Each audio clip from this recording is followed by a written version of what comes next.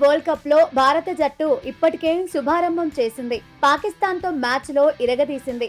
అన్ని విభాగాల్లోనూ arch rivals పై పైచేయి సాధించింది. స్పిన్ తో ప్రత్యర్థిని చుట్టేసి కాన్ఫిడెన్స్ ను పెంచుకుంది.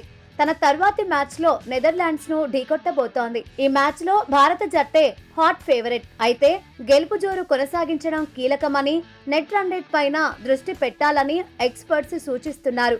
భారత్ కఠినమైన గ్రూప్ లో ఉందని గుర్తు చేస్తున్నారు. టోర్నీలో మున్ముందు సవాళ్లు తప్పవని హెచ్చరిస్తున్నారు. నిజానికి గ్రూప్ దశలో భారత జట్టుకు ఆస్ట్రేలియా, సౌత్ ఆఫ్రికాతో బిగ్ మ్యాచ్లు ఉన్నాయి. బంగ్లాదేశ్ తో మ్యాచ్ లో టీమిండియానే ఫేవరెట్ అయినా ఆసీస్, సౌత్ ఆఫ్రికాతోనే జాగ్రత్తగా ఉండాలనే చర్చ జరుగుతోంది. పెద్ద మ్యాచ్లకు ముందే బలహీనతల నుంచి బయటపడాలని మాజీలు సూచిస్తున్నారు. ఇదే అంశంపై మాజీ క్రికెటర్ రవిచంద్రన్ అశ్విన్ కూడా ఇప్పటికే స్పందించాడు. పాకిస్తాన్ పై భారత్ ఆడిన తీరుపైన మాట్లాడాడు. పాక్ పై భారత స్పిన్ అటాక్ అద్భుతంగా రాణించిందన్నాడు. అయితే బ్యాటింగ్ లో డెప్త్ తక్కువగా ఉందన్నాడు. ఆస్ట్రేలియా, ఇంగ్లాండ్ లైనప్ హెవీగా కనిపిస్తోందన్నాడు. టీమిండియాలో పవర్ హిట్టింగ్స్ ఆప్షన్స్ తక్కువగా ఉన్నాయన్నాడు. ఓ రకంగా ఇది టెన్షన్ పెట్టించే విషయమేనన్నాడు.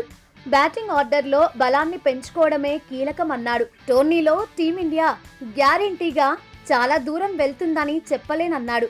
నిజానికి వన్డే వరల్డ్ కప్ లోనూ భారత్ పై పెద్దగా అంచనాలేమీ లేవు. అందుకు తగినట్టే ఆరంభంలో ఇబ్బంది పడింది. ఆ తర్వాత మాత్రం పుంజుకుంది. కీలక దశలో విజయాల మోత మోగించింది. బలమైన జట్లను చిత్తు చేసింది. ఆస్ట్రేలియా, సౌత్ ఆఫ్రికాను ఓడించి టైటిల్ ను సొంతం చేసుకుంది. తొలిసారి వన్డే వరల్డ్ కప్ డ్రీమ్ ను నెరవేర్చుకుంది. ఇప్పుడు కూడా అదే స్ఫూర్తితో ఆడాలని ఎక్స్పర్ట్స్ సూచిస్తున్నారు.